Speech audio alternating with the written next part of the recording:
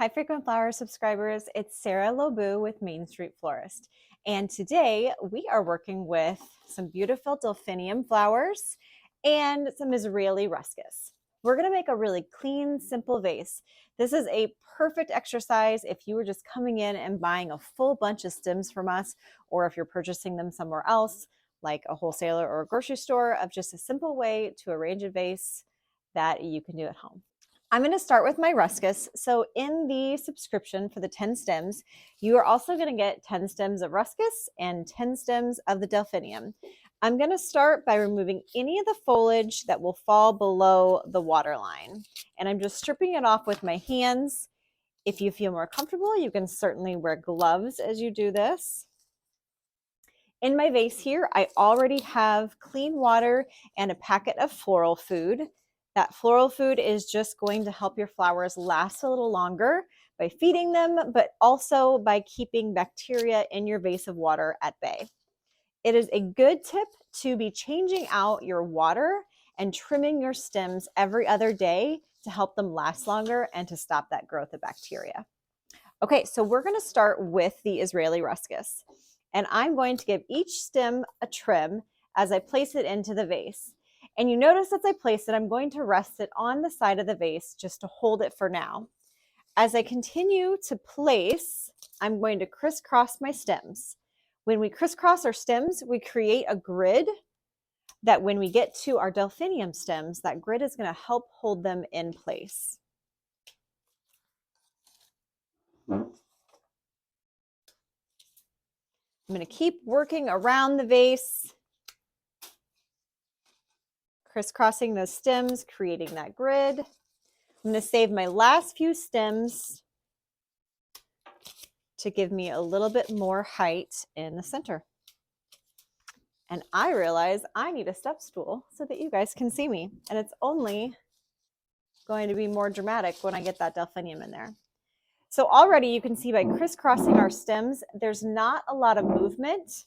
So since we have a good base, I'm actually going to start with the height of my vase. I'm going to start with that stem that's going to go right in the center.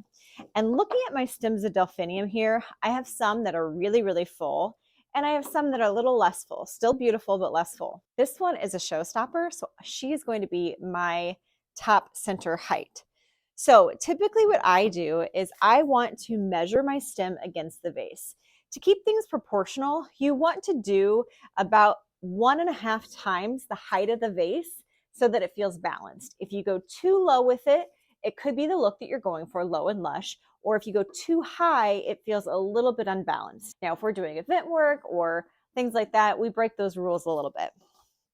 So I'm going to go ahead, and you can see the height of my delphinium is really about the height I want it in the vase. I still am going to give it a little bit of a trim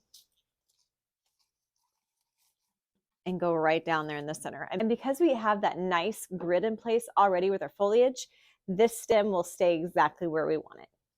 So now we can pull out our other delphinium. If they get a little tangled, just gently pull them apart. And we can sort of measure against our vase. I'm measuring, see where I am at the table here? That's where I want to cut if this is the height that I want it. And again, crossing those stems for the grid, but crossing those stems also will give you more of a fan shape when you're working with linear flowers like this, or if we were working with more face flowers, more focal flowers, would give us a nice round shape. If you're not crossing your stems and placing it at the angle, everything's going to look like it's standing straight up. So I like to start by getting my height, then I am getting my width, and I'm doing that from both directions.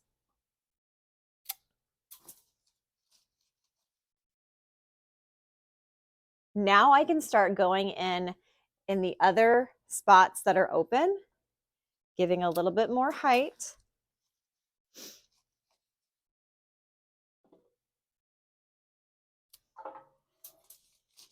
Kind of working for every action I put on one side, a reaction on the other side.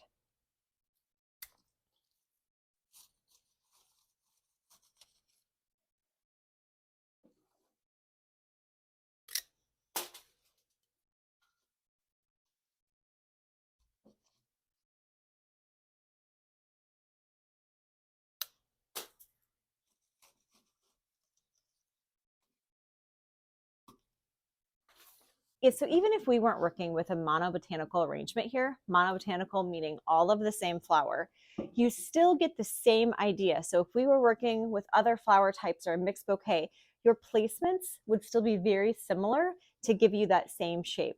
I think starting as a beginner with the same flower often eases your mind so that you're not overthinking, well, there's a daisy here and there's a carnation here, or there's a mum here. When you start with a monobotanical bouquet, when you're learning, it helps to take away that decision making of what type of flower should go where, but you are clearly thinking about the placement of each stem.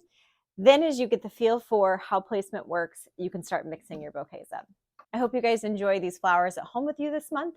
And as always, you know where to find us if you have any questions, and we appreciate you joining us each month.